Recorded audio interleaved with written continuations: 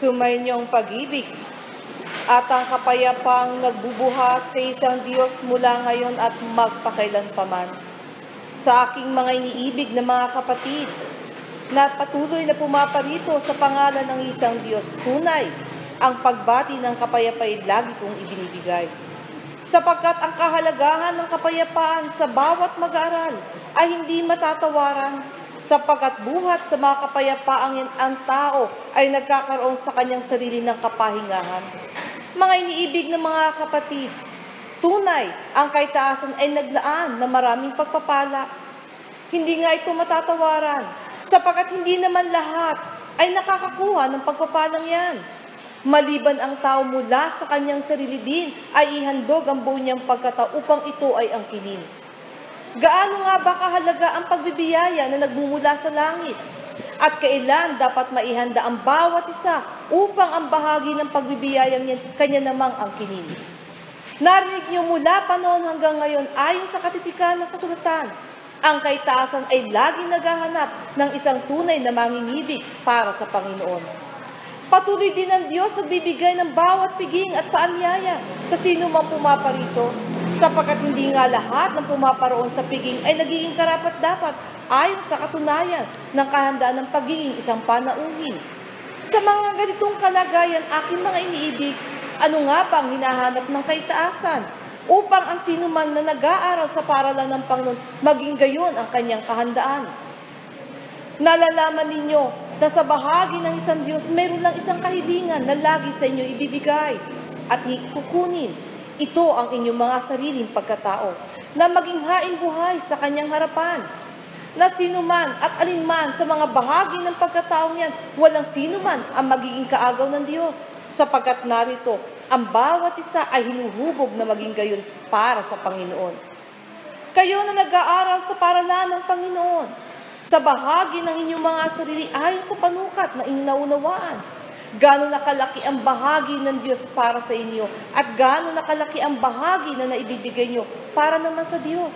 Sapagkat sa bandang huli inyong dapat mapagtanto, hindi lang ang Diyos ang nagbibigay, ang tao din mula sa kanyang sarili ayon sa sukat ng kanyang pagkakilala, siya man ay magbibigay ng mga bagay na para sa Diyos. At ito'y nalalaman ng bawat banal, aking mga iniibig. Nalalaman din ito ng inyong mga kapatid na nauna sa inyo, na nakatuklas ng katotohanan yan. Kaya nga kahit sila ay nag-iwan ng mga talata upang inyong maging basihan, upang inyong maging katotohanan sa panahon na kayo naman ay gumagawa. Na sa bandang huli, ano ang ibibigay? Kayo rin ay makakatuklas ng isang katotohanan yan na magiging patotoo mo sa iyong sariling pagkatao. Ano ang kahalagahan ng lahat ng ito? Kayo na nag-aaral sa paralan. Bakit nga ba nagiging mahalaga sa isang mananampalataya ang bawat pangako at ang kanyang katuparan? Bakit ito nagiging silbing patotoo ng isang mag-aaral? Ano nga ba magiging kabuluhan ito sa inyo, kayo na yumayaon sa lupa? Nagbibigay ba ito sa inyo ng tatag ng isang pananampalataya? Nagiging kaparaanan ba ito upang kayo lalong lumapit sa Diyos at iayos ang inyong sariling pagkatao? Nagiging kaparaanan ba ang lahat ng ito upang ang tao ay manatili sa kabanalang sa Kanya ay tinuturo? Lahat ng ito ay pagbubukas lamang, aking mga iniibig. Lahat ng ito ay tulad sa paanyaya na lagi niyong naririnig. Sapagkat bagamat kayo ayon sa katwiran ay inaanyahan ng Panginoon pumaroon sa kanyang piging. Kayo ay pumaparoon sa piging ng Diyos sa maraming kadahilanan. Alin ng kadahilanan niyang magiging karapat-dapat upang kayo ay makabahagi sa piging na yan? Sapagkat inyo rin namang nalalaman, aking mga iniibig, bawat isa ay sinisiyasat ayon sa kanyang kalooban. Kung tunay nga siyang karapat-dapat pumaroon. Sapagkat kung hindi nga ito magiging gayon, ano ang maging kalagayan ng bawat panauhin? Hindi nga ba ang iba hindi nagtatagal, sila man ay lumilisan?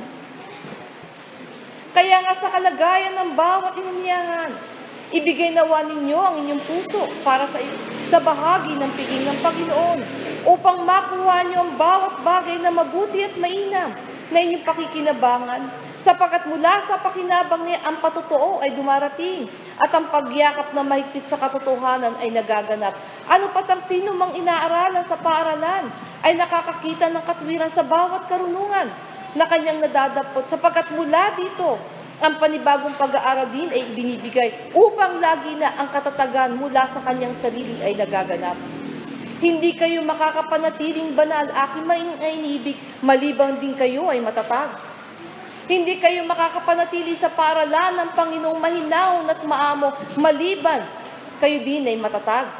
Sapagkat bahagi na itinuturo sa bawat mananampalataya, hindi lamang siya dapat maging matalino, hindi lamang siya dapat maging maamo, dapat ang katatagan din ay pumapa sa kanya upang siya sa kanyang sarili, makaya niya ang bawat pag-aaral na darating pa sa buhay. Kaya nga ang paghubog, kailan niyo dapat ibinibigay? Hindi nga ba sinisimulan yan sa isang musmos? Hanggang musmos ang isang bata o ang isang kaluluwa, hinuhubog na sa mga pag-aaral ng kabanalan upang ito ay manatili sa kanya. Sapagkat kung ang mga bagay na makakasanayan ng mga musmos ay ayon sa sanglibutan, gaano nga ang gagawin yung kaparaanan upang siya ihubog sa bahagi ng kabanalan? Kung ang bata ay napasimulang hubugin sa mga aral at turo ng kaitaasan, ito'y matatanim sa kanyang pagkatao, sapagkat ito'y uukit na malalim sa plakamental ng kanyang kaluluwa, ano pat hindi niya ito malilimutan. Ngunit kapag ang bahagi ng paggalaw ng isang tao ay nauna ang pag-ukit ng mga bagay na karasan ayon sa sanglibutan, ang tao ay nahihirapan ng umalis. Nagkakaroon na ng pagbabata mula sa kanyang sarili sa mga bahagi na kanyang pinipili, alin ang para sa Panginoon at alin ang para sa sanglibutan. Sa mga ganitong kalagayan, aking mga iniibig, maliban ang isang ako ay magsikap na siyasatin ang kanyang sarili at alamin ang maraming malalim na katotohanan at ito'y subukan. Hindi rin nakakatakas ang tao sa mga bagay na kanyang pinagtitiisan, ano pat kahit siya isilang muli sa bawat kalagayan, kaakibat ng kanyang sarili. Ang pakikipagtiis at pagtitiis sa buhay na ito na ginagawa ng marami sa sanglibutan. Kayo aking mga iniibig, narinig ninyo ang salita ng pangako. Kahit kayo ay may laman, kung ang tao ay tutupad sa salita ng Diyos, ano ang bagay na sa inyo ibibigay? Ang kapayapaan, ang bunga ng kapayapaan na inyong tataglayin sa gitna ng lahat ng kaguluhang yan.